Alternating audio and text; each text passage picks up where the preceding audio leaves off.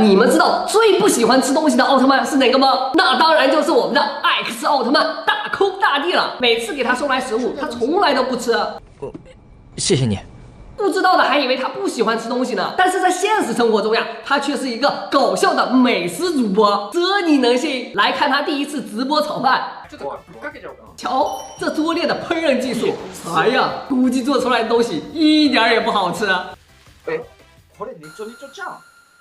今天陆子也就搞来了几个艾克斯奥特曼的美食大盲盒，我们就来看一下这个搞笑的美食主播究竟喜欢吃什么。先来这个红的，哟，居然是一个可乐，夏天喝个可乐最解渴了。但是喝多了呢又容易发胖，喝一口得了解解馋。我听说呀，大空大帝最讨厌喝的就是这个。妈。你瞧他这个表情，到底是好喝呢，还是不好喝啊？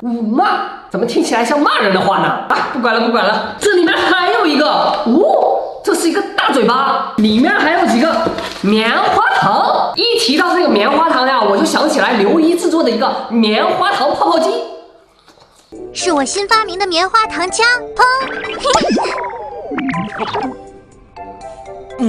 是草莓。哇，好像和这个长得还有点像，可以吹出来棉花糖。哇，什么时候这么好玩又好吃的东西能够量产啊？好想给自己多来几个。继续看，有一个香蕉，他喜欢吃的我怎么都喜欢呢？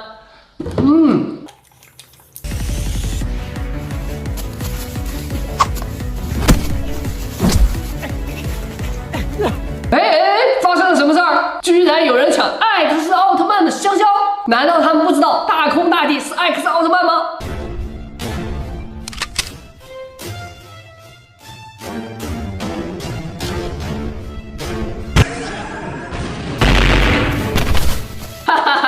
这下学乖了吧？里面还有呀，居然是一个烤肠。这个艾克斯奥特曼不会和泰罗有什么关系吧？都喜欢吃烧烤。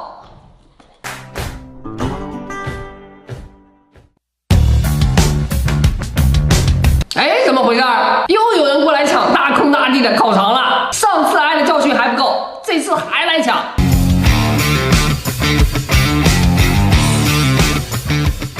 果然，没有人是可以从奥特曼手中抢到食物的。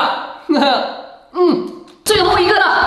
哟，我看到了一个大包子。这个大包子应该就是格尔曼博士最喜欢吃的了。没想到凡顿星人也是个大吃货。我觉得格尔曼博士可以为大包子做代言了，开个包子铺。里面还有呢，又是一个面包。这个不会就是5次元吧？这是我们居住的3次元世界。管它几次元啊，先吃为敬。这里面还有这个难道就是荞麦面？怎么长得有点像我们这边的面皮呢？我们这边的面皮都是要蘸调料、蘸醋吃的，它居然要蘸优酪乳。这奇葩的吃法，估计也就只有妹子能想出来了。看来可爱的妹子也都爱吃啊！我们也来试试。